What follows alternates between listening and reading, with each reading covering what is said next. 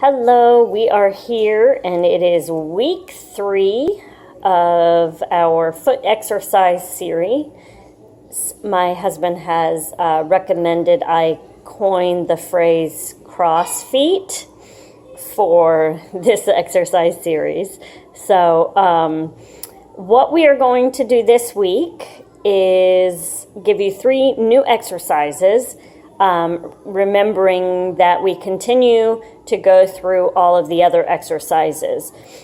And that would be the opening of the feet, the placing your fingers in between the feet to stretch them out, open here, and then trying to press big toe down, little toes up, little toes down, big toes up, and going wide with the stretches. Now, one of my friends mentioned that her pinky doesn't seem to move very far. And one thing I've learned is we actually are starting to lose this 5th pinky. I don't mean it's disappearing. I just mean it's not moving like it used to because we don't need it to move in our shoes.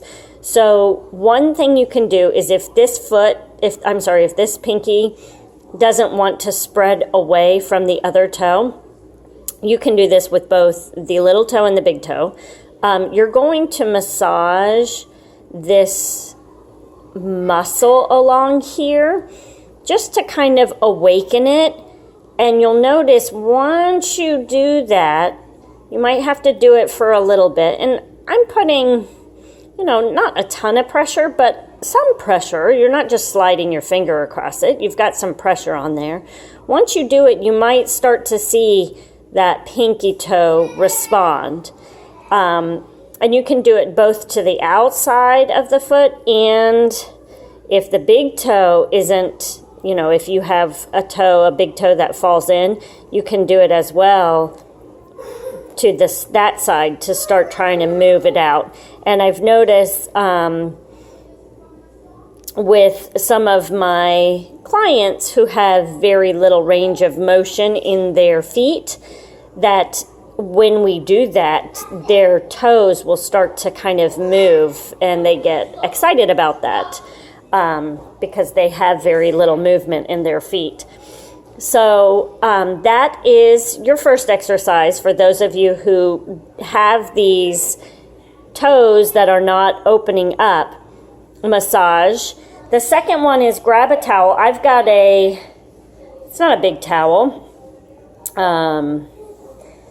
And what you're going to do, I do 1 foot at a time, and you're going to try to pull that towel closer to you, scrunching it up. And you need to keep going until you get it all the way. This is going to make you have to work pretty hard to get it all the way up.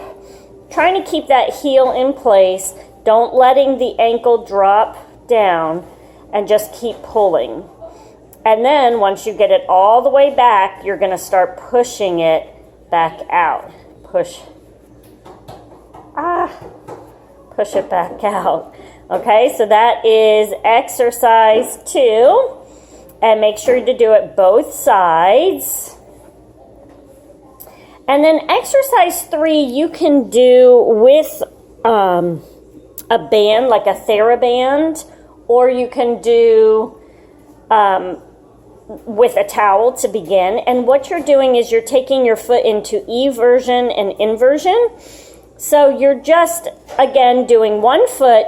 You're going to try to turn your foot in without too much of the ankle and no knee movement. So my phone is kind of connected to my knee here, in between my knees. So it's not my knee moving.